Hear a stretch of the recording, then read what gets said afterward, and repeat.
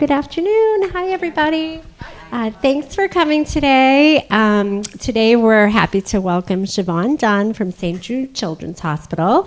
And I also want to thank Pat Kelleher here, one of our members who volunteers for the organization, and it's near and dear to her heart and was important to her that we invite them to come and speak. So we're very happy you're here. Thanks, Siobhan. Thank you.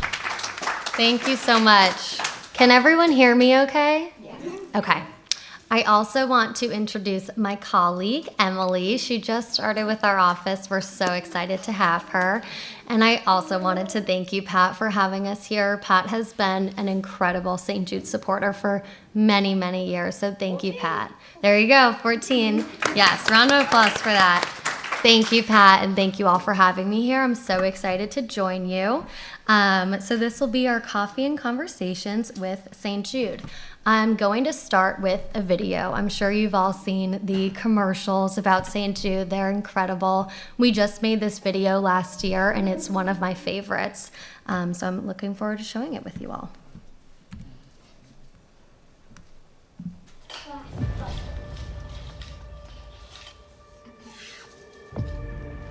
Being a parent of a child who is diagnosed with cancer is a parent's worst nightmare.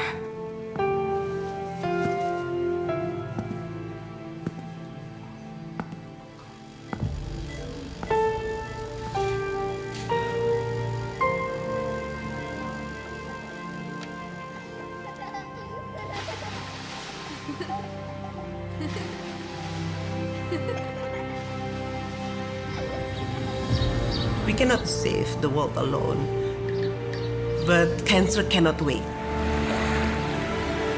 It hurts to think how it would be for a family to know that there's treatment available to save your kid's life, and you cannot access to it because you were born somewhere different. Children are children, cancer is cancer. The treatments are the same. Like Danny Thomas said, I made a fantastic promise. no child should die in the dawn of life. I can't do it alone. I need your help. Please help. It can be done. It is possible because you're there for us. St. Jude was founded in the 1960s with a goal that no child should die in the dawn of life. And that means no child, period, anywhere. We're all bound by a common goal to help save children, and what can be more pure than that?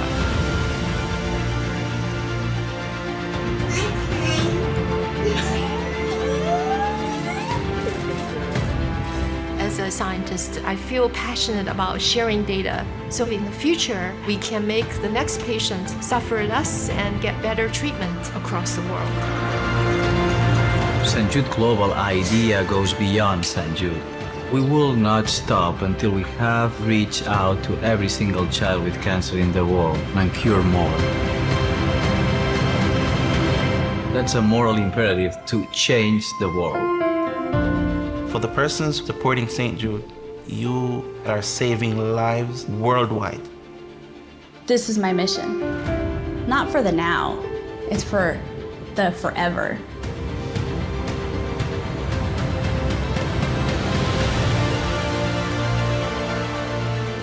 Together. Juntos. Together, we have an opportunity to make a difference around the world.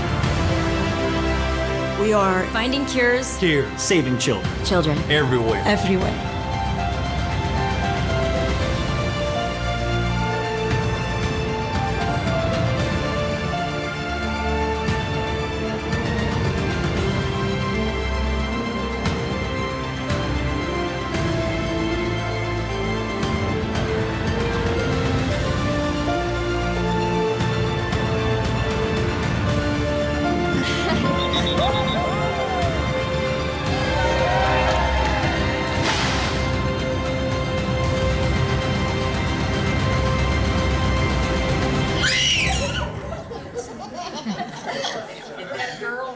It's a girl.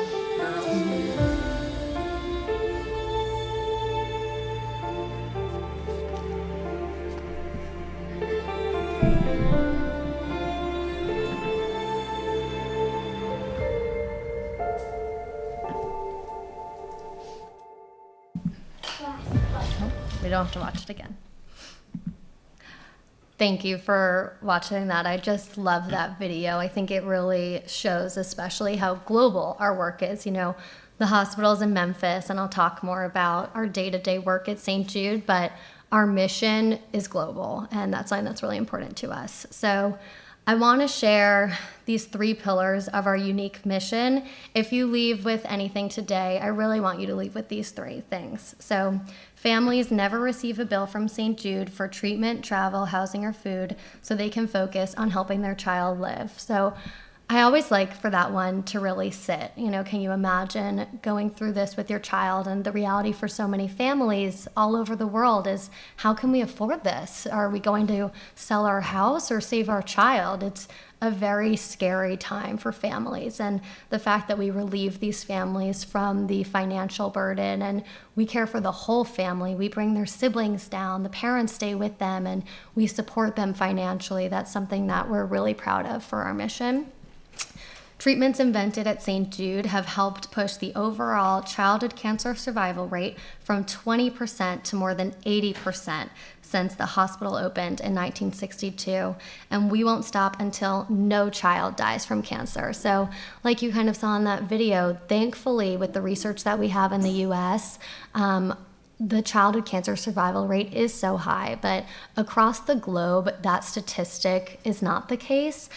So we won't stop until no child dies from cancer anywhere. Like I said, our work is global. St. Jude shares the breakthroughs it makes, and every child saved at St. Jude means doctors and scientists worldwide can use that knowledge to save thousands more children. So we actually partner with Dana-Farber Cancer Institute right here in Boston. We freely share our research with them. Like, we don't want to have all of these children and parents have to fly down to Memphis for treatment. We want to be able to work with people at their local hospitals, which is why we freely share that research. So St. Jude is a world-class children's hospital, a cutting-edge research institution, a degree-granting medical center, and a trusted nonprofit. We actually just won the #1 trusted nonprofit, and we outbeat the for-profit. So we are the #1 most trusted brand. About St. Jude. Again, I just want to make sure that everyone learns more about St. Jude. Like I said, we see the commercials and we know the gist, but there's a lot about our work that people may not know. So St. Jude Children's Research Hospital is located in Memphis, Tennessee. St. Jude has treated children from all 50 states and from around the world. About 8,600 patients are seen at St. Jude annually, most of whom are treated on a continuing outpatient basis and are part of ongoing research programs. The hospital has 77 beds for patients requiring hospitalization during treatment. Most of our patients are treated as outpatients and stay in one of our housing facilities. We just built a new housing facility. It's beautiful. I have pictures for you. With rooms specifically designed and managed by us for families of children with cancer and other diseases. St. Jude was founded by entertainer Danny Thomas and opened February 4th, 1962. It costs approximately $1.4 billion to operate St. Jude each year, and the majority of that comes from generous donors. Patients at St. Jude are referred by a physician, and nearly all patients have a disease currently under study and are eligible for a clinical trial. Recently, St. Jude launched a historic 6-year strategic plan that will accelerate research and expand patient care for children with catastrophic diseases everywhere. So there's a lot that sets St. Jude apart from other hospitals, and I'm going to show you some of my favorite parts. So this is the St. Jude Family Commons. This recently opened. Oh, let me go back.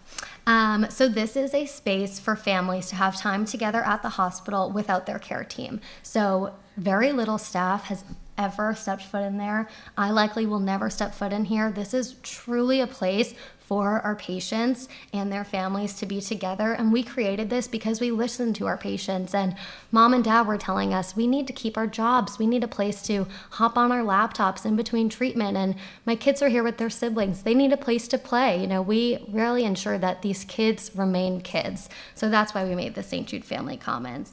like I said, it's a creative space for kids. There's actually a music recording studio, so families will get together and sing songs, and they'll keep that music forever. There's a resting nook space for patients to read a book, take a nap. And I love this, there's even a salon for patients and families to get their hair and nails done in between appointments. One of my favorite stories, we had a little girl who was going to lose her hair, and she had long, beautiful hair, and she was really upset about it. And right before she went into her appointment, she stopped by the salon and asked them to make her a big mermaid braid. And she said, mermaids don't get scared. So that was something that meant a lot to her, and we're so happy that we were able to give that to her during that time. The Imagine Academy. So we actually have a St. Jude school program. Again, these kids are continuing their lives while they're being treated at St. Jude. We have 15 teachers on staff at St. Jude. Our teachers work directly with our patients' teachers at home to continue their curriculum, reading the same books and doing the same projects. There's a dual microscope for patients to look at their cancer cells and understand what's going on in their body and with their treatment. It's incredible how many St. Jude patients have gone on to be doctors and nurses, and I think this is probably a big part why.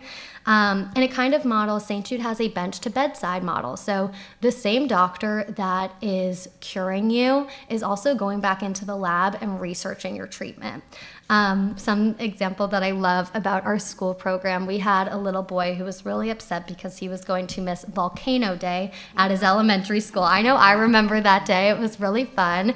And his teacher at St. Jude said, you are not going to miss that. So his teacher worked very closely with his teacher at home, and he was able to be on Zoom and do the volcano at St. Jude. It erupted, and all of his classmates over Zoom were cheering him on, and it was an amazing day. So another example, that's something that, most hospitals don't do those things, and St. Jude does. This is the new housing facility that I referenced earlier. It's called Domino's Village. As you can imagine, it's thanks to our friends at Domino's Pizza. And you can actually see all of these houses have a little Domino's oven. You can see it in the bottom corner for the kids to make pizza. They love that. As you can see, it's a beautiful space. So when these patients come down and they have to live on campus, this is where they live, and they're living there with their siblings, with mom and dad, and there's play areas, movie nights, they get to make pizza. It's really comfortable. It's incredible. I've heard from so many St. Jude patients, and a common theme that I've heard is it's like Disney World. And you can imagine these kids are going through such a difficult time in their lives, but we do everything we can to make it happy and fun. And when I walk through the St. Jude campus, it's colorful and beautiful, and I really think it speaks to the work that we do and our commitment to these children. So I just wanted to let you know about local events here in our New England area. This is something that you can share with your children, your grandchildren, anyone in your life. We would love to see you all here as well. So I want to make sure you're aware of these local events. Our most recent one, which Pat is a wonderful part of. She volunteers there every year.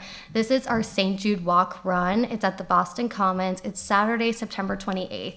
Emily will actually be leading this event, so you'll see our faces if you join us. This is a great event for the New England community. Families and supporters gather. It's a fun 5K. Don't worry, no one has to walk it. It's really, there's so much going on there that keeps you busy. This is a great thing to bring, your grandchildren to and show them what St. Jude is all about.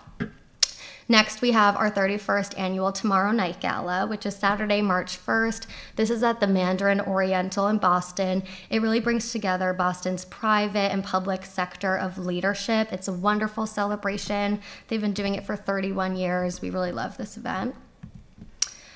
Next, we have our 26th annual Fitness for a Cure. So as you can see, we have 31st annual, 26th annual. We really are a big part of this New England community. So this is in Lowell. It brings together the Merrimack Valley community. It's incredible. So it features the St. Jude performance team, and these kids from kindergarten up until young adults dance, and they say they want to move their bodies for the kids who can't. So they put on a full performance, and then we really flip the room, and it's a traditional gala. It's a really fun event. And then we will have our Toast to St. Jude event in April. This brings together professionals in the Boston area. Really fun, lots of dancing. It's not a sit-down dinner. It's really a lively event. For all of these events, we bring in St. Jude patients or parents to speak. And before I answer questions, I did want to show just one more St. Jude video of our patient Hazel.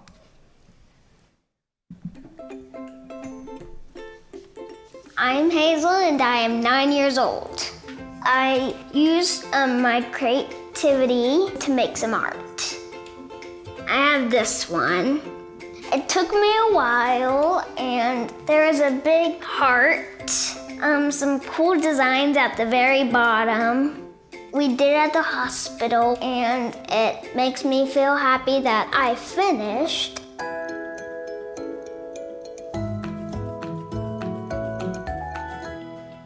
Hazel is, just a free-flowing spirit. Every time she's doodling, she's writing, be magic, be kind, show bravery. So it's sweet. I said love. I just was doodling right there.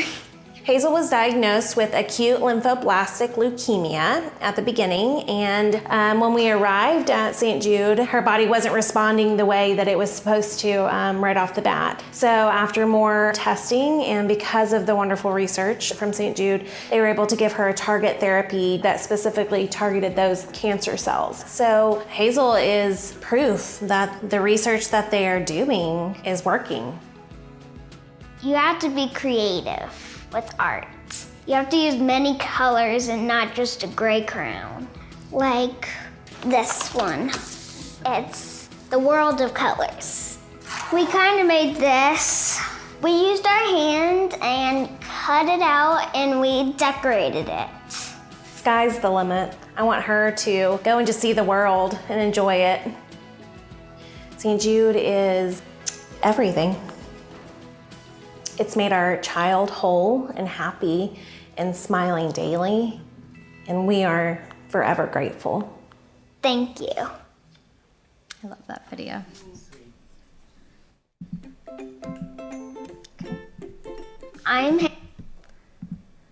Okay, I wanted to open it up to questions. Yes? Can you elaborate how Danny Thomas, who I'm sure we all Yeah. came to start this? Absolutely. It's an amazing story. So Danny Thomas was a performer. I'm sure many of you are familiar with him. It's incredible. So Danny Thomas wasn't doing well with his job at the time before St. Jude started. And he went to church and he prayed to St. Jude, which is the saint of hopeless causes.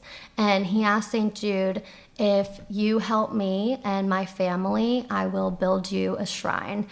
We heard at the time his wife was pregnant with Marlo and he wasn't able to afford the hospital bills. So that's why he went, said the prayer. The next day he got a gig that paid the exact amount of Marlo's hospital bills for when she was born.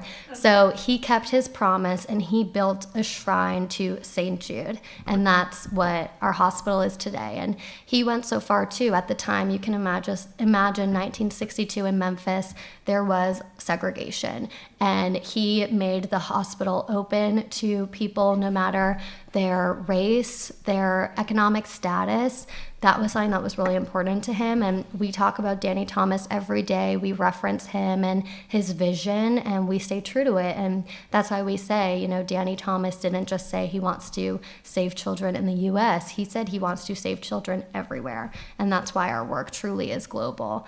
But thank you for asking that. Danny Thomas had this incredible vision. And there's a quote from him that he would rather have 1 million people give $1 than one person give $1 million, because that means there's 1 million people involved. And that really is the pillar of St. Jude. It's events like this in New England. Those kids in Memphis can't even imagine how every single day all over the world there's people like you all here thinking about them and spreading that awareness. So Danny Thomas truly had an incredible vision.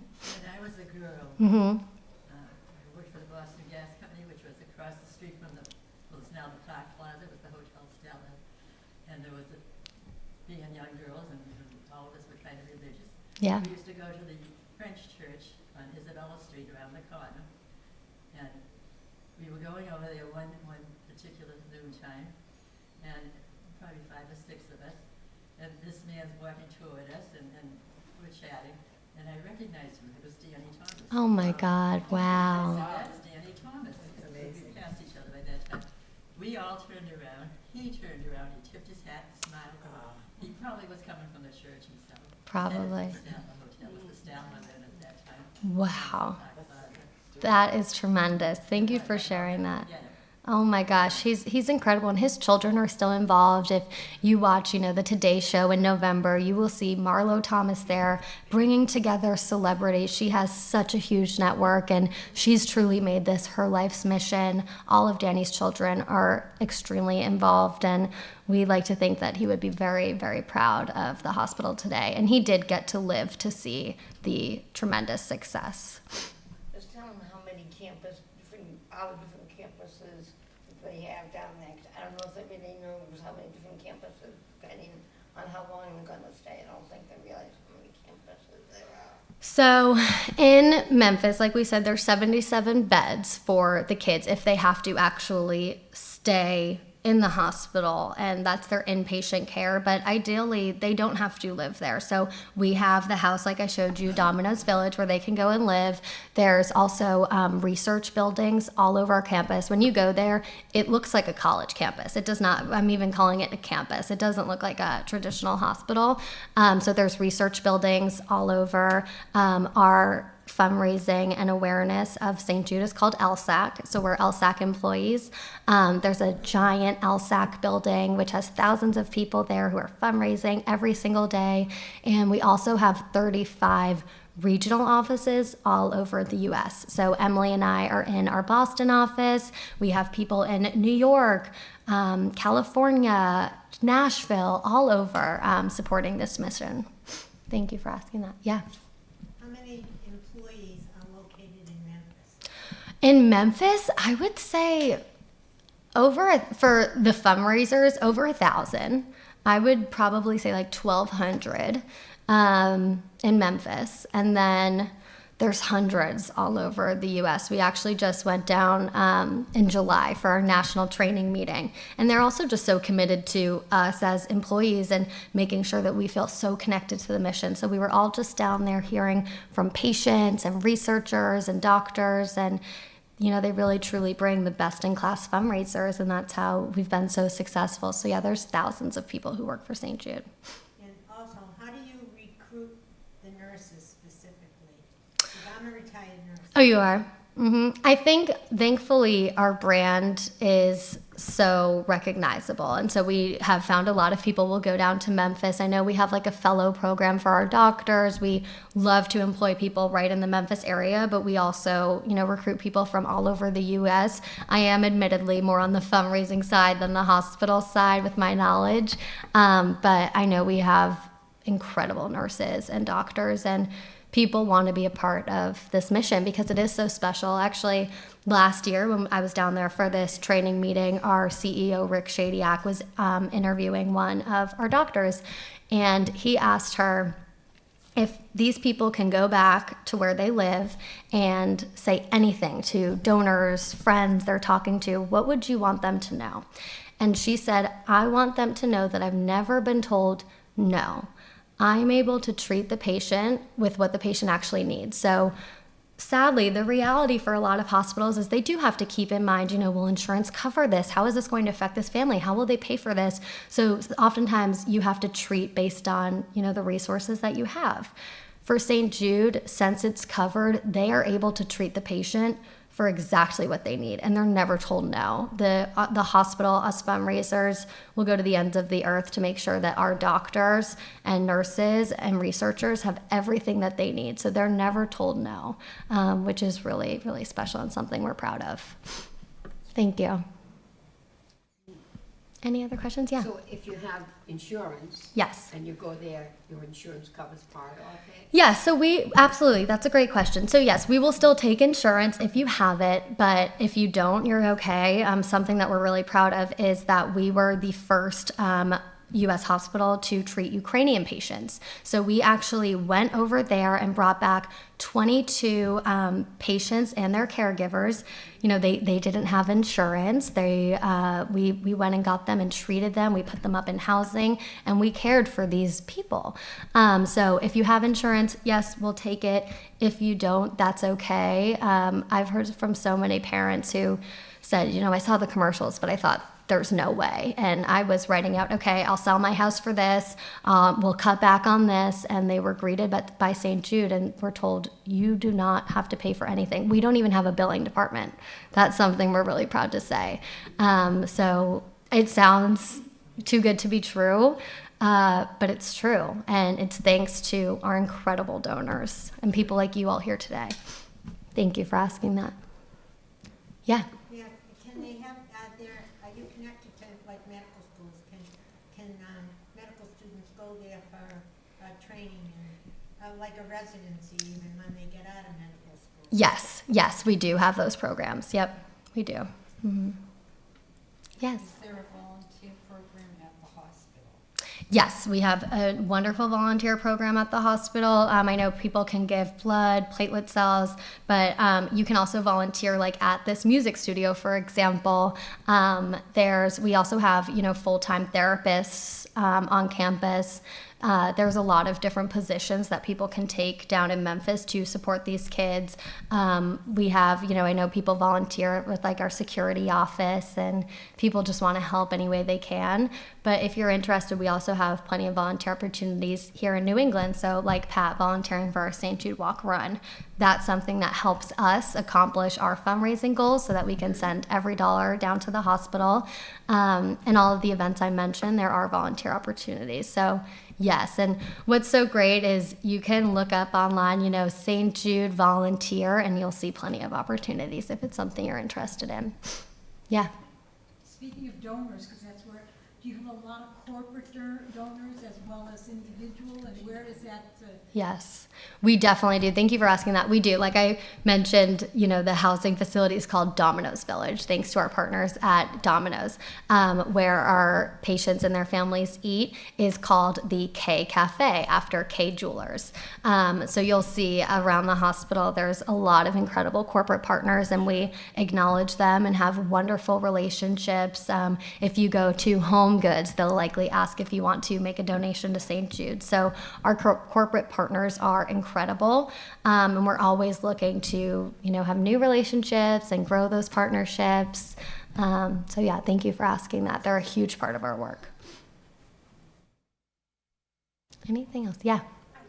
I mentioned this program today to someone, and she said, "Oh, I've heard that they spend a good amount of the money that they take in for administration."